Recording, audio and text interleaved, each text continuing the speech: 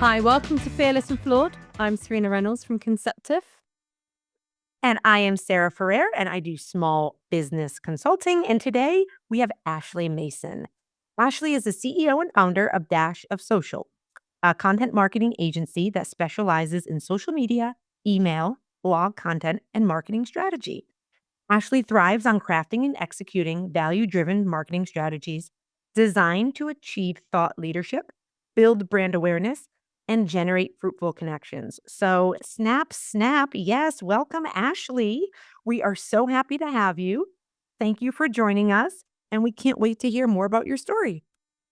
Thank you both for having me. I'm super excited to be here. Yes. So tell us, social media, obviously, everyone lives and breathes social media.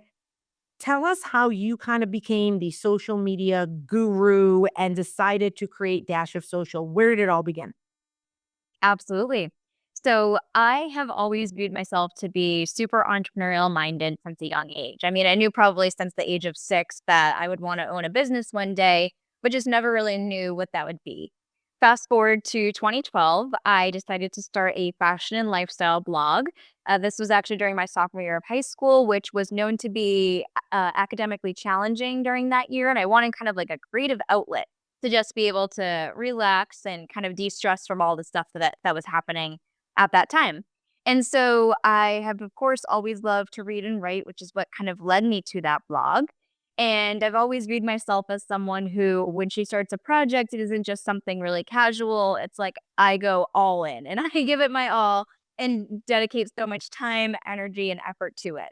And really, that's what happened with this blog. I started to treat it as if it was a part time job and probably spent a minimum of 10 to 15 hours on it per week, just being able to create content and connect with other bloggers and really be able to build up my corner of the internet. I realized, however, that I was spending so much time on this just to have only my family reading it and also not really getting any type of return. So I said to myself, if I'm going to continue to dedicate all this time and effort towards it, I want to make sure that I'm A, reaching the right audience, high school and college age girls at the time, and B, hopefully make some money from it. And so when I started to think about what I could do to kind of reach like two goals with one effort ultimately, is when I realized that social media would be the best way to do so. And so I taught myself how to use social media from a business perspective. This was probably 2013 now, and Twitter was super big at the time, and Instagram was also brand new, probably only 1 to 2 years old. So I used that as the opportunity to leverage social media to grow my blog, connect with other bloggers, and then ultimately become a micro influencer. So I was working with various companies to promote their products, attend press events, and really be able to partner with them to leverage their company and help it to grow. So I realized that all the companies I was working with barely had a social media presence, if any presence at all. And I saw from my own experience how critical social media is for being able to build a brand and connect with your ideal audience. So I started to get an interest in social media at this time, and I wanted to learn more, and I wanted to also support the companies that had supported me. So I started offering them pro bono services to manage influencer relationships for them and manage their social media accounts and help to build out marketing strategies. And so as I started going through this pro bono process, it's when I really had this aha moment that made me realize that marketing was a career that I wanted to pursue. And so I ended up freelancing is what I really got into probably around 2014, just being able to leverage the connections that I built from the blogging world to get some freelance clients. And then eventually started Dash of Social in 2016 when I realized that life is short. You don't have as much time as you think you do. And so it's really important to follow your dreams as they come to you. And now here we are more than 8 years later, having Dash of Social and having grown it to support hundreds of clients and be able to make a really big impact. Oh, wow. Snap it up, sorry.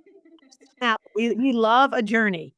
We lo- Talk to us about, okay, you sounds awesome. Love it. Let's get deep now. Let's really Mhm. double click on that on the beginning. You said you were a micro influencer.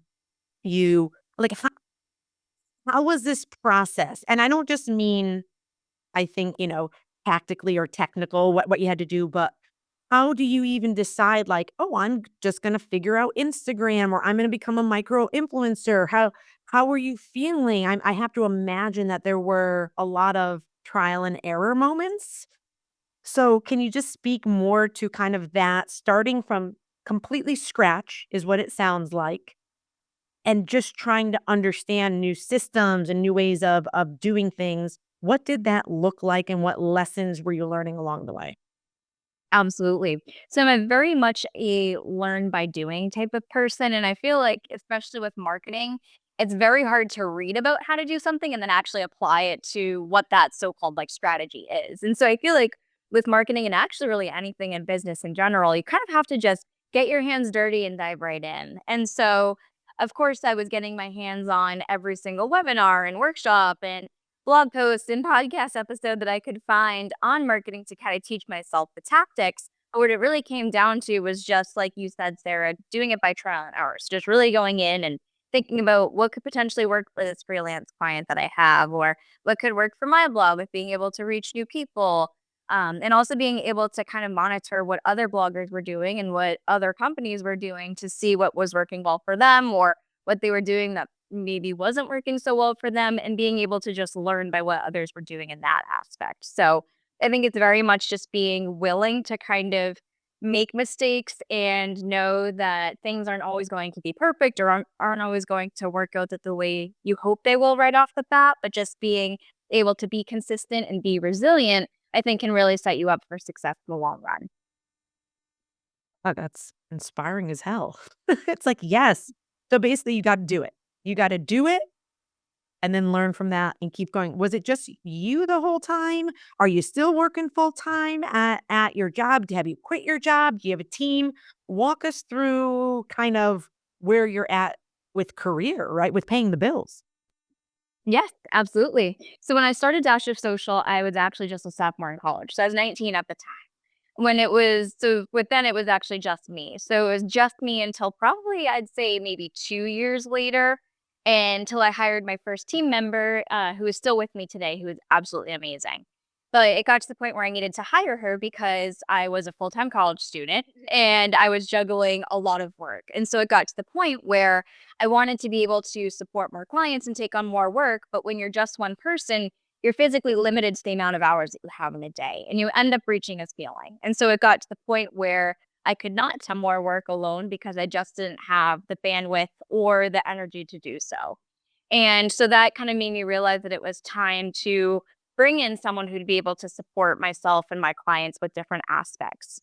I also realized that there was a lot of things that I was doing within my business that I genuinely didn't enjoy doing. And so I started time tracking and realized that some of these things were taking me 20 hours a month or 25 hours a month. And I thought to myself, imagine how much more I could do if I had that 20 to 25 hours back in my schedule because someone else was kind of handling that. And so that's when it got to the point where I really did need to bring in someone who could kind of help offload some of those tasks from me. Especially with marketing being such a high burnout career, I very much wanted to kind of kick that possibility to the curb immediately and not get to the point where I would get burnt out. And being able to delegate and bring in someone I could trust was the best way to do so. I actually hustled throughout the 3 years of owning my business through college so that I could take it full time once I graduated in 2019.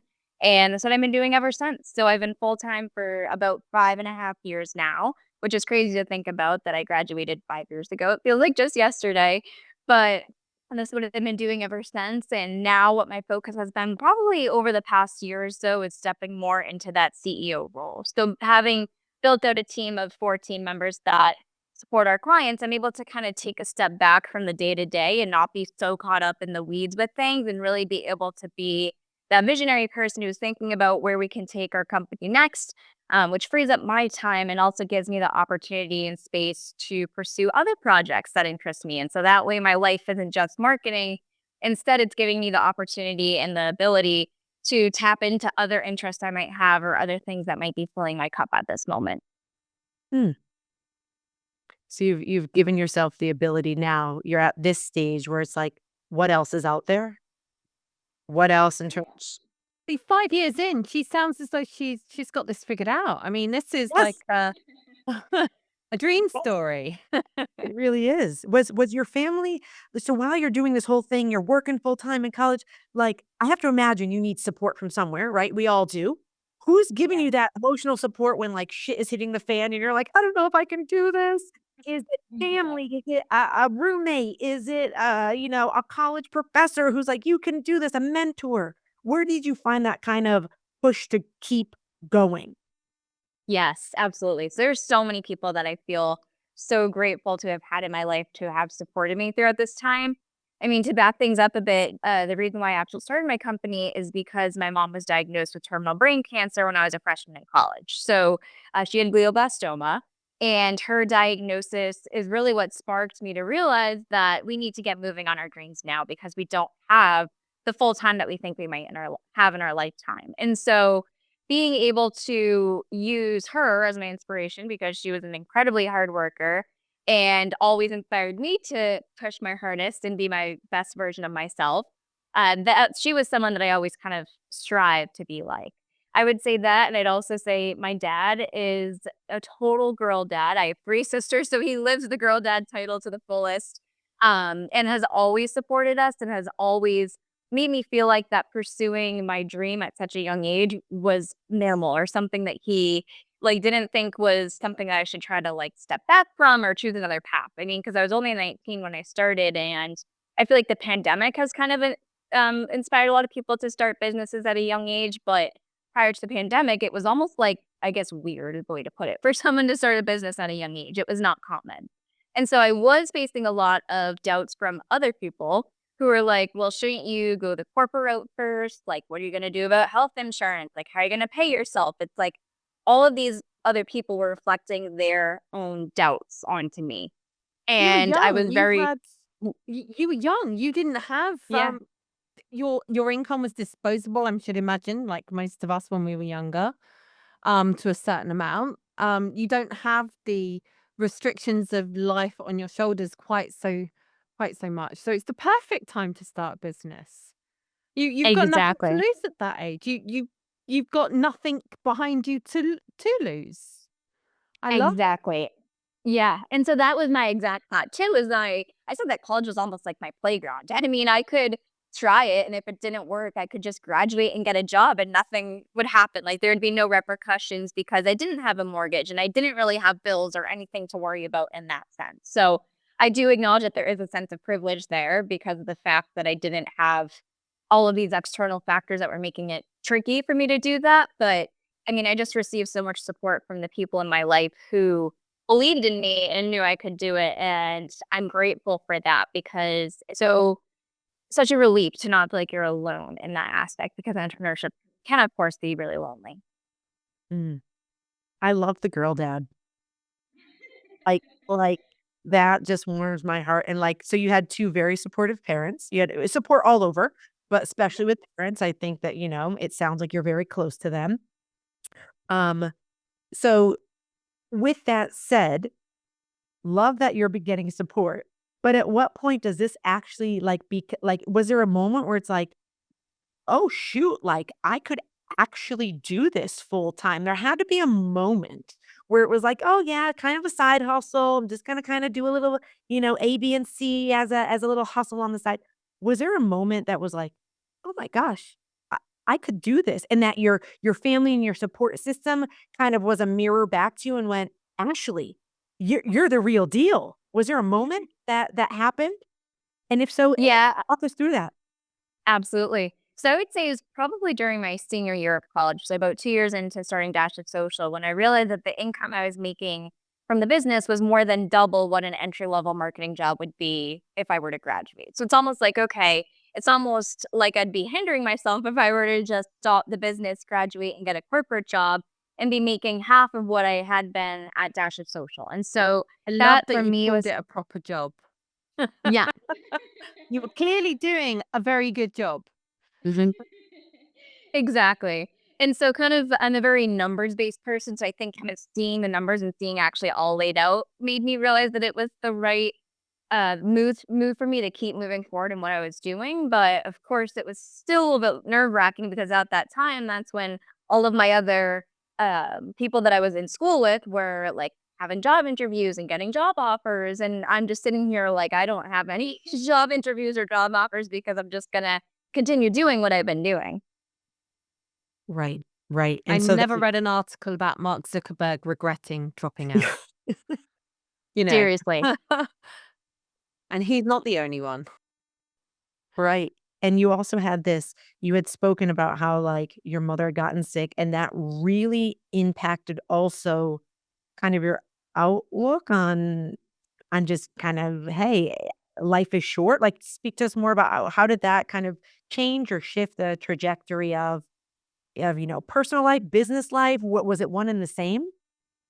Yes, I would say so. And I'd also say that being my own boss during that time gave me the flexibility that I never would have had I taken the corporate route. I mean, I going back to what I mentioned earlier with the pandemic, I feel like the pandemic did normalize flexibility and remote work, but in 2017, 2018, 2019, like that wasn't really a thing. And so being able to be my own boss and set my own hours and have my own schedule made it possible for me to be one of my mom's primary caretakers and spend so much time with her. And I would not have had that opportunity had I had a boss who was kind of dictating when I was working and what I was doing.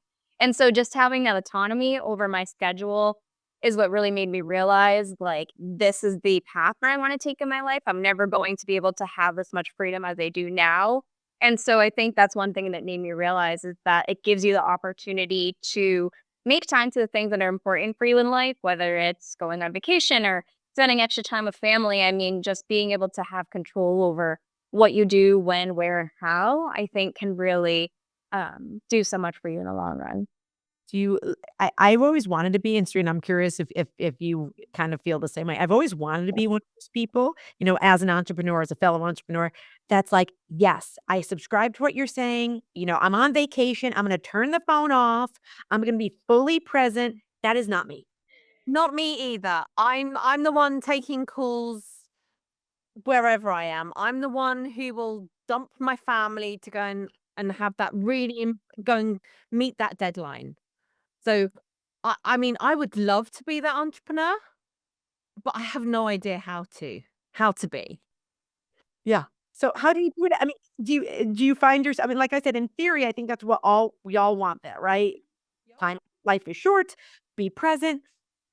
But realistically, it's like my phone is off, but then I find even if it's off, I find myself looking at it, just physically like, okay, let me just see. Someone needs me. There's a problem.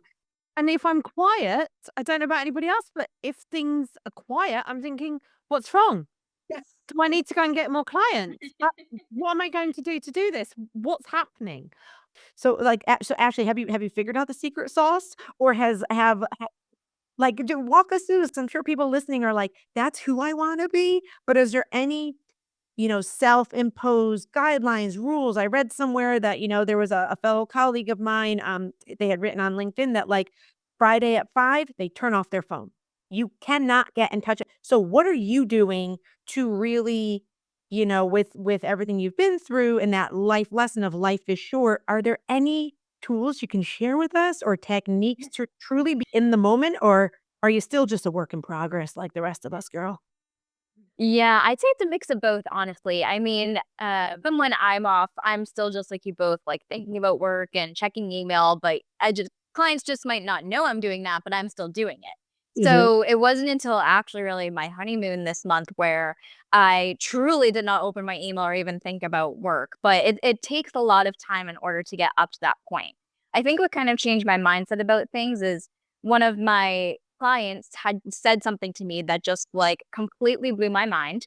And I can explain that. So Yeah. I had a client who owns an incredible business, who's absolutely killing it. And it seemed like she was spending so much more time with her family and doing things that she loves compared to like working in her business. But again, still had an incredibly successful business. And so we had built such a close relationship that I asked her, I was like, how do you do it? Like, how do you dedicate so much time to doing the things that are important to you and still be able to have this wildly successful business? And what she said to me was, people care when you work. They care that you do what you say you're going to do when you say you're going to do it. So meaning people don't really care if you're available Monday through Friday during that 9 to 5 time frame. They care if you do the work for them that you told them you would do by the deadline that you said you'd do it by. And when she said that, my whole mind just like exploded because I was like, that's so true. It's like I don't need to always be available because I know I'm delivering to my clients what I tell them I'm going to do for them when I say I'm going to give it to them. And so, as long as I'm following that and continuously meeting their expectations, I don't need to always be around to have something come through. I think it also helps to know that with marketing, like we're not saving people's lives. So there's never truly an emergency that you're going to need to be immediately available for. And I think having that expectation was really helpful. And I also realized too that I'm a better version of myself and can produce better work for my clients when I give myself the time to rest. And so for me, it got to the point where I kind of needed to realize that I needed to kind of change my schedule and have a 4-day work week. So that way, Fridays at the end of the week, I could use that time to rest, recharge, and prepare to kind of come back strong on Monday. And so I think kind of giving yourself that opportunity to just breathe and take a moment for yourself to be able to rest and come back feeling ready and motivated to do work for your clients, I think that can make a world of a difference. But really just comes down to changing your mindset and realizing that as long as you're delivering the work that you told them you would do, you don't really need to always be available 24/7. So when somebody pays you on a regular basis, so I don't know what your payment model is. Do you have regular clients? Do they pay you like a, what's the word? The holding fee, that a The retainer. retainer? How do you deal with these people when they're saying, right, I need this and I need this now, or I need this early next week? How do you negotiate your time then? Yeah. So I would say to cover your first part of the question, we have monthly retainer clients. So the what we get paid is not reliant on the number of hours that we work. I moved away from an hourly model very early on in my business because I realized that the more experience you have, the quicker it takes you to do something. And so you're going to punish yourself for getting something done quickly and therefore making less money because you're on that hourly rate. So having the monthly retainer allows us to get paid for our worth and for our expertise and experience compared to that. And so But going how do to you price that out? How do you price out, okay, I'm not going to do it on an hourly rate. That's great. I promise you, is it like an agreement of work input, for example? X amount of socials, X amounts of blogs, this much interaction. So that's already predefined. Exactly. So we have a very predefined scope of what exactly our clients are expecting to get. With our clients, we have a very clearly outlined scope of work. So we share the exact deliverables that they're going to get and when they're going to get it. With that being said, when clients are looking for last minute work, we have it very clearly outlined in our contract what our turnaround time is for that. And so clients can't expect us to turn something around within an hour because we're juggling multiple projects and also just other things going on in our lives. So we have it noted that if they expect a quick turnaround time, they can expect to also pay more in order to be able to get that work delivered.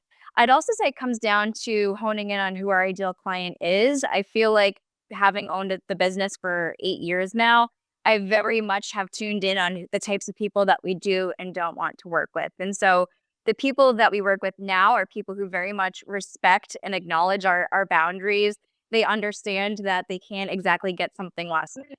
They're very respectful of how we work and our processes and things like that. And so I think just kind of getting closer to honing in on who your ideal person is, I think will prevent kind of those difficult clients or getting yourself into situations that you don't necessarily want to be in. Good. I mean, that's quite an interesting thing in itself, especially within marketing or in the creative industry, where there is a lot of retainer work. Mhm. The idea that predominantly you have several bosses, not just one, you have several, and you're answerable to each one of them. Mhm.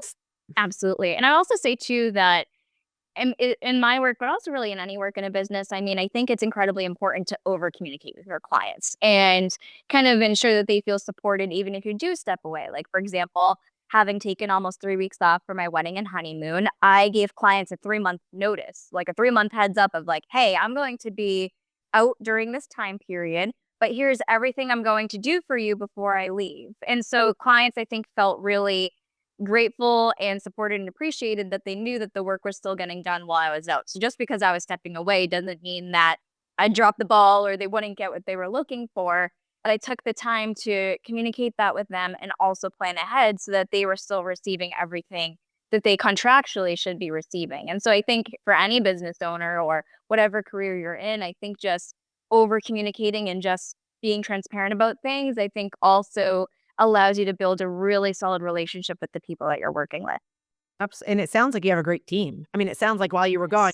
Yes. So let's talk about that because as every entrepreneur, right? Like in order to avoid burnout, we need a team. But there's just the journey of finding the right team members, the right fit, the right expectations. How has that been for you through the years of finding people that not just can do the job, but that you trust? Yes. And as a type A person, it's very hard to let go of things, especially when your name is tied to something, right? You're putting so much trust into someone to act on your behalf. And if they fall short, it could reflect poorly on you.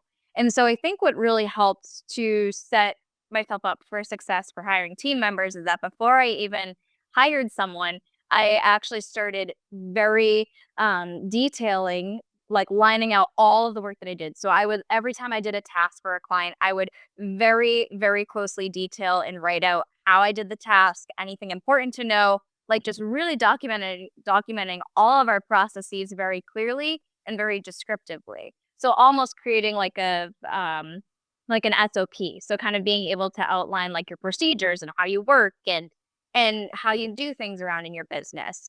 That I think really helped to make the, uh, I think, overload of hiring someone a little bit easier. Because of course, finding and onboarding a new team member can really take a lot of time. But when I kind of took the time to write out that detailed like operating procedure, I was then able to, once I found the right team member, ultimately hand that document to them and say, here's exactly how we do things around here. And I think it really helped to remove any confusion or prevent anything from slipping through the cracks. And also, from what I hear from my team members, they've really come to appreciate it because if they forget how to do something or just need a quick refresher, they can just go back to that document at any time and see how things are done.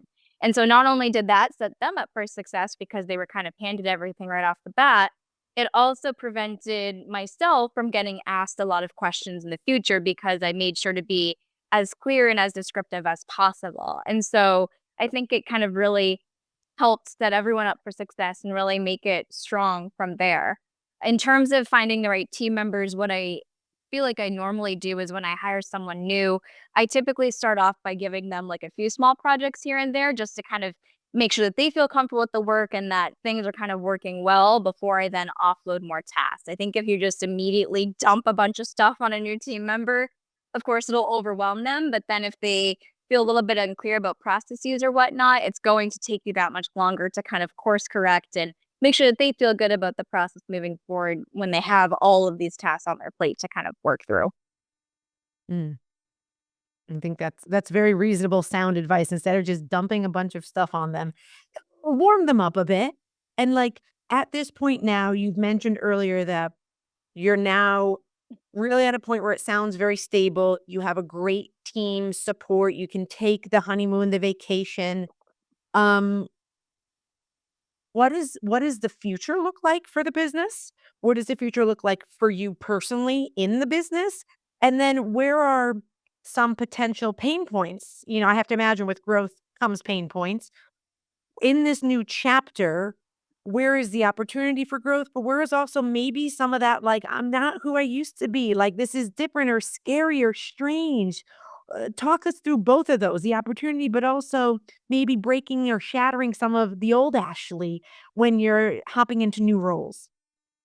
Yeah. So I would say the opportunity for growth is that I feel like with the solid team that I've built and the processes that I've set up, it makes it really easy for me to onboard new clients for the services that we offer without me necessarily needing to do all of the legwork. Like I feel like I'm at a point now where it's almost like rinse and repeat with our processes and services where I kind of oversee and manage everything, but we have a team who just actually deploys the work and gets it done. So that's a huge opportunity for me, is that it's not so much of my time, but of course, as you grow, your time that's needed will still continue to grow. So even though I'm not going to be in the very much day to day, it's just kind of natural that as you continue to take on more work, you're still going to be needed in that sense. And so for me, I've kind of realized throughout the past few years that I'll always value my time more than money. I mean, I got to the point where I reached incredible burnout in 2021 from just overworking myself from all of the work that came from the pandemic. But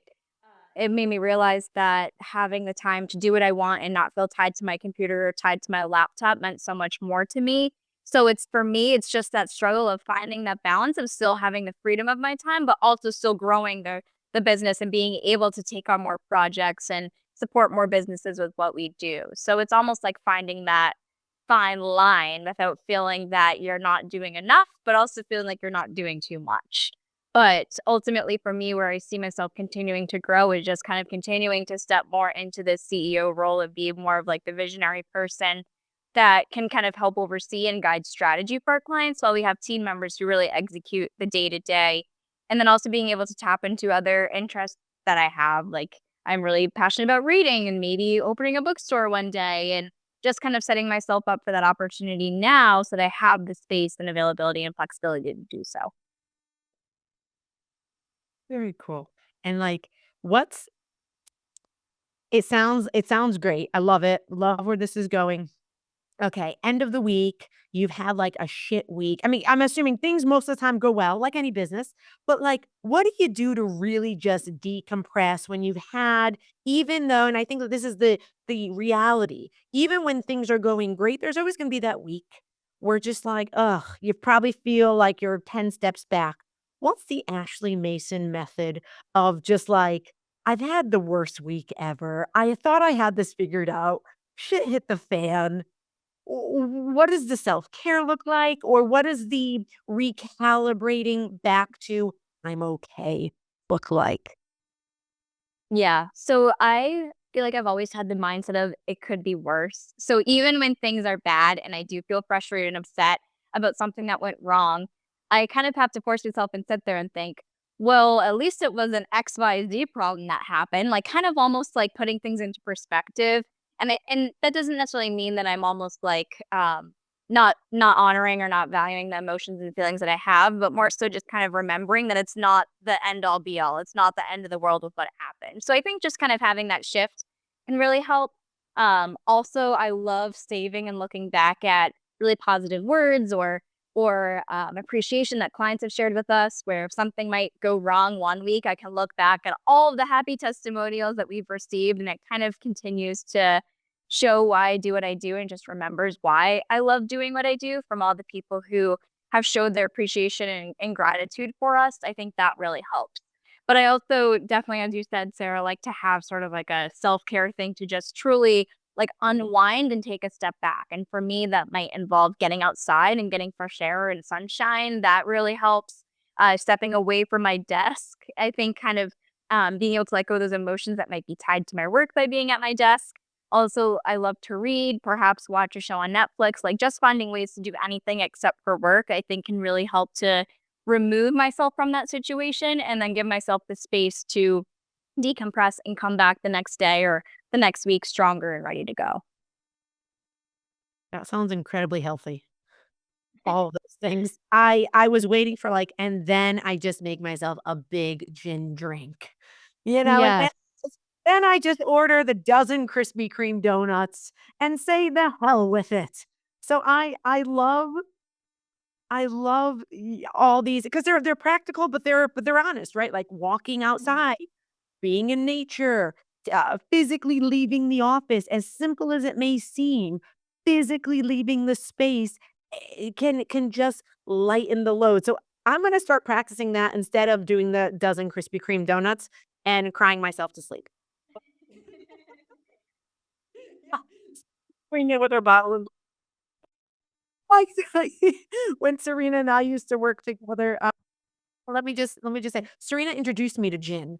Okay, before then I was like, I knew it existed. I had heard of it. But after what, 5 years of working together, I felt like I was a gin expert. Someone would be like, "Oh, you like gin?" Like, "Oh, yes, and then let me just school you on all the different flavors and which one is best for a good day, a bad day, a stressful moment, a happy moment. There's celebration gin, there's sadness gin." So love, love your process. I think that's it. And then Serena, we last week, so Ashley, what we do every week is we ask whoever we're interviewing, we ask them, "Hey, what's a question you have for the next person that we interview?" Yes.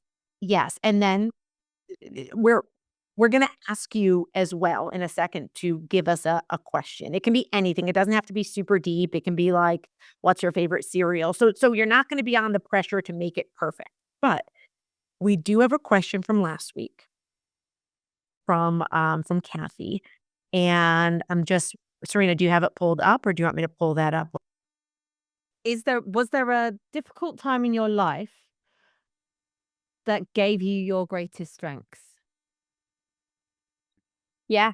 I would say it probably goes back to my mom's diagnosis. I mean, I think I learned the skill of resiliency, and I think that's an incredibly, important skill to have as an entrepreneur or as a business owner is just being able to continue putting one foot in front of the other when shit gets hard, and it's really hard to do that when things feel like they're all kind of crashing down, just continuing to show up and keep going, I think is really, really difficult, but I think that's something I learned about myself is that I have an incredible amount of strength and being able to continue following my passion when it felt really hard to do so, I think has kind of helped to position me as who I am as a person today and kind of show me that I can get through anything. Well, I think there was a follow-up to that as well because Kathy, it was one of those where, like, we ask people questions and we do sometimes, like, shock them with, like, "Give us a question," and then people just kind of give us 2 or 3 or 4 questions at the same time because they're kind of refining their question as they go, but she had also had said, like, you know, if everything was perfect, what would you do? What story do you have deep down inside that maybe wants to be birthed or a side of you that wants to be shown that, oh, it's not the right time yet. It's not the right time yet. Things aren't perfect yet. So if I waved my magical wand, everything was perfect. What's that story that needs to be birthed from Ashley's brain? I would say if everything was perfect, I'd probably add the title of author to myself. I mean, I've mentioned a few times that I love to read, and I think a long-term goal that I have is to write a fiction book, probably a thriller, because that's my favorite genre. And I've had this goal and dream for years and years to write a book, but I've just kind of realized every year that it's not quite my time yet because I don't exactly have the availability or time on my plate to do so. And with that, I want to make sure that I honor that passion, honor that goal, and make sure that I really dedicate the time to it. So someday, not today, but someday. We will buy the book once it comes out. That's I love a good fiction book. Let me tell you, the more like salacious and scary, but not too scary because I read it before bed, so I'm not trying to have nightmares. But yes, we do love a good book read. So that's exciting. So author. Okay. And then what would you ask the next interviewee? What's the Ashley Mason question? Mine is related to that and very light and fluffy, but I love to ask people, what are you currently reading? We'd love that. Okay, let us write this down. What are you currently reading? Because um Serena and I have a tendency to be so engaged in conversation that when we Serena, I always am like, Serena, do you remember the question from last interview? And then there's probably notes scrambling. I didn't have the birthing question on my notes, so And we're a team.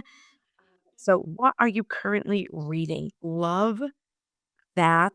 I'm gonna answer that question. I know that we're gonna wait for the other person, but I wanna just say, because I'm a big book nerd myself, like, it's just finding the time, but specifically before bed.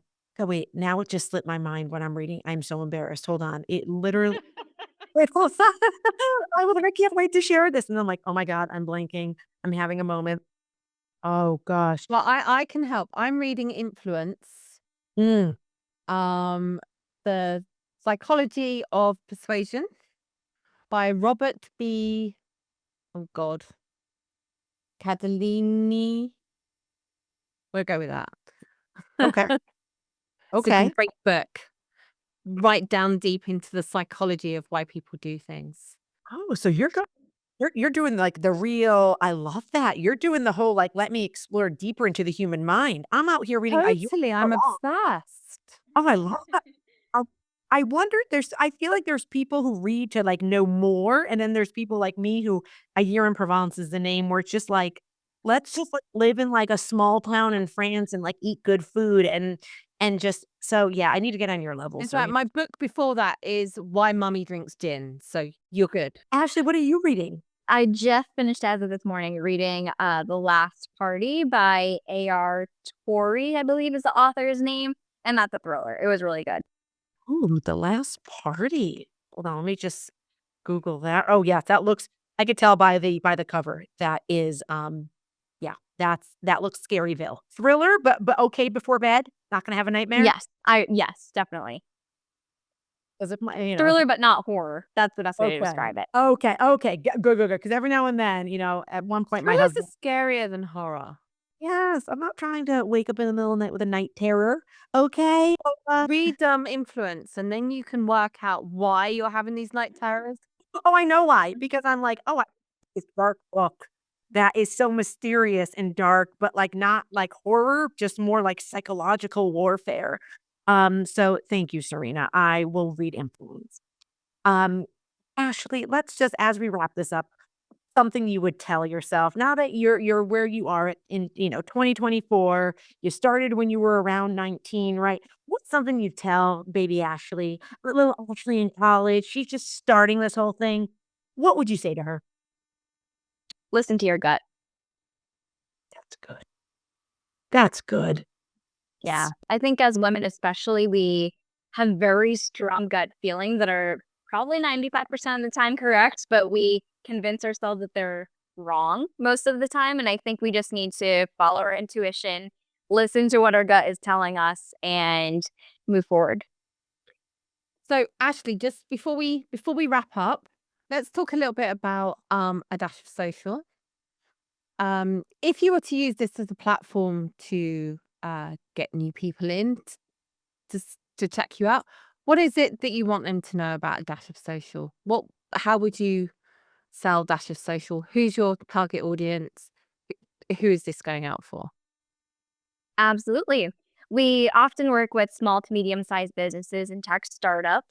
And I like to describe Dash of Social as our client's integrated marketing partner. So we're not just viewed as an external source that doesn't really take the time to get to know them or their brand. We really closely integrate ourselves into our clients' companies and organizations to understand what their goals are, who their audience is, and how we can best support them. So I think that that's something important for any service provider that you work with to really make sure that you mesh well with the person, that they always have your best interests at heart.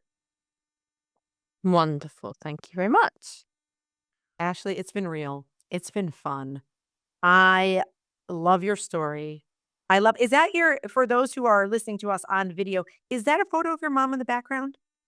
Yes, there's actually two. So you may not be able to see as well the second one, but I have those photos and photos on my desk. So, and my necklace actually says her name. It says Terry. So I always have her close by. Love that. I love that. I love, you kind of taking what would be, I think, in hearing your story, taking something that was so life altering and still kind of using it to move forward, to grow, to build, but still kind of honoring the past, if you will. I just think it's awesome. So thank you for sharing it with us. This was really a treat. Thank you both for giving me the platform to do so. Thank you very much, Ashley. Awesome, Ashley. Thank you so much. And dashofsocial.com is your website. We will have all of your information on our website as well. So if you want to find Ashley, check her out. Her and her team will do wonders. Thank you.